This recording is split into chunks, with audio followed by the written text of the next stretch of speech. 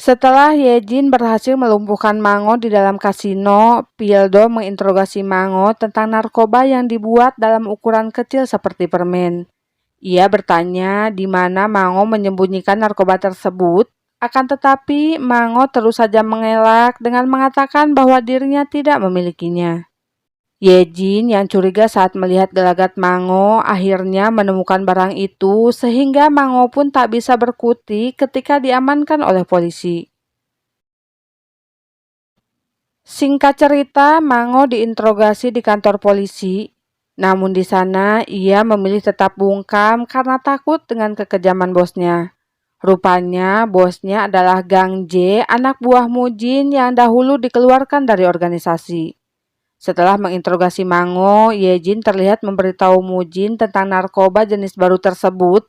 Namun mereka masih belum mengetahui kalau barang itu didapatkan dari Gang J.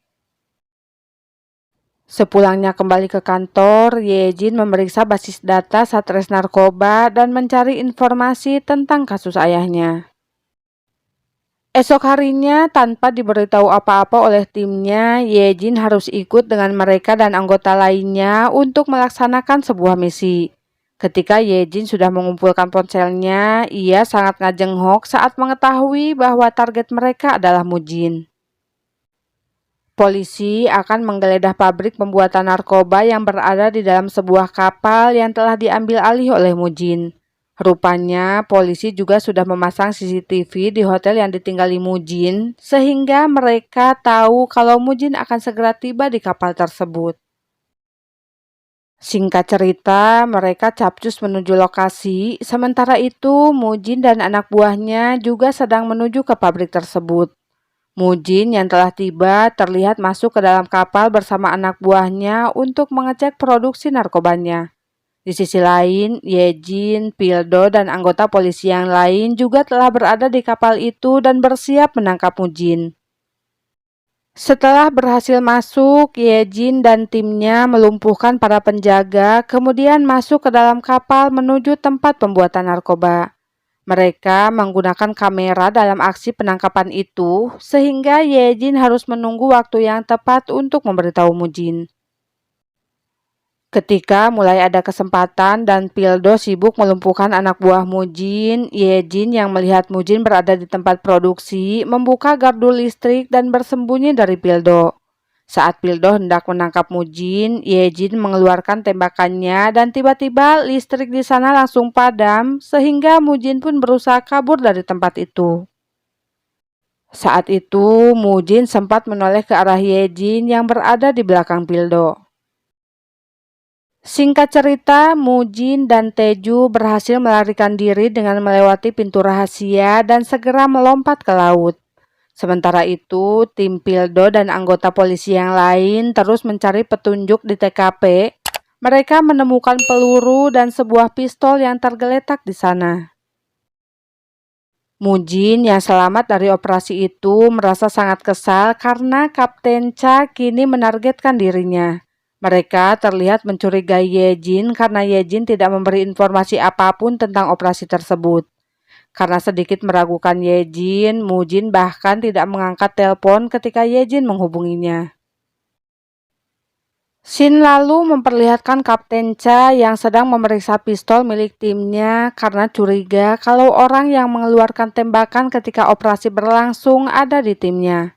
Akan tetapi, ia mendapati semua peluru dalam pistol anggota timnya masih utuh. Pildo yang kesal karena gagal menangkap Mujin memperlihatkan papan informasi tentang Mujin dan para tersangka lain kepada Yejin. Saat itu, Yejin melihat foto ayahnya terpampang di sana. Ketika Yejin dan Pildo sedang membahas foto-foto itu, tiba-tiba mereka mendengar seseorang marah-marah. Rupanya, kapten mereka dimarahi oleh atasannya karena gagal menangkap Mujin. Suatu malam saat sedang minum-minum bersama timnya, Yejin permisi untuk menelpon seseorang. Rupanya ia bertelepon dengan Mujin untuk menjelaskan tentang operasi kemarin. Yejin memberitahu Mujin bahwa polisi memasang beberapa CCTV di hotel sehingga mereka mengetahui pergerakan Mujin. Tak hanya itu, Yejin juga mengatakan bahwa ia sengaja memakai pistol itu di TKP dan meninggalkannya setelah menembak gardu listrik. Hal itu ia lakukan agar kebenaran di balik kematian ayahnya segera terungkap. Di sisi lain, Kapten Cha sedang melihat foto Mujin bersama anak buahnya dan di dalam foto itu terlihat ayah Yejin berada di sana. Setelah mendapat informasi dari Yejin, Mujin segera mencari CCTV di hotelnya yang telah dipasang oleh polisi. Mereka lalu mencopot CCTV tersebut sehingga Pildo dan timnya pun terlihat sangat kesal. Kapten Cha yang juga melihat hal itu di ruangannya terlihat mencurigai salah satu anggota timnya, kemudian ia pun pergi ke suatu tempat dengan membawa sebuah berkas. Melihat sang kapten pergi, Yejin segera membuntutinya. Rupanya Kapten Cha pergi ke badan forensik untuk mencari tahu tentang pistol yang kemarin ditemukan di TKP. Adegan berlanjut memperlihatkan Gang Jae dan anak buahnya yang datang ke tempat latihannya dahulu ketika ia masih berjuang masuk ke dalam organisasi Mujin. Di sana, Gang Jae dan anak buahnya langsung menyerang semua orang yang berada di tempat itu, sehingga pertumpahan darah pun tak terelakkan.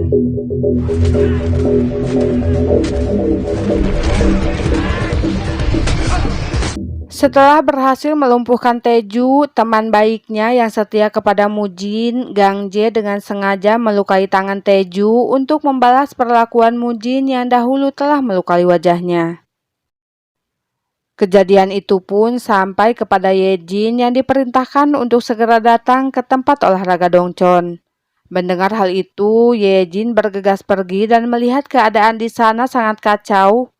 Ia masuk ke dalam tempat olahraga lalu mendapat informasi dari Pildo bahwa 3 orang telah tewas sedangkan satu lagi dalam keadaan kritis. Yejin yang mendengar informasi tersebut tentu saja mengkhawatirkan Mujin, kemudian ia pun menanyakan keadaannya kepada Pildo. Oke Cingu, jika kalian penasaran dengan lanjutan cerita dari drama ini, jangan lupa like, comment, and subscribe channel Mimin ya, biar kalian tidak ketinggalan menyaksikannya. Gomawo, bye-bye.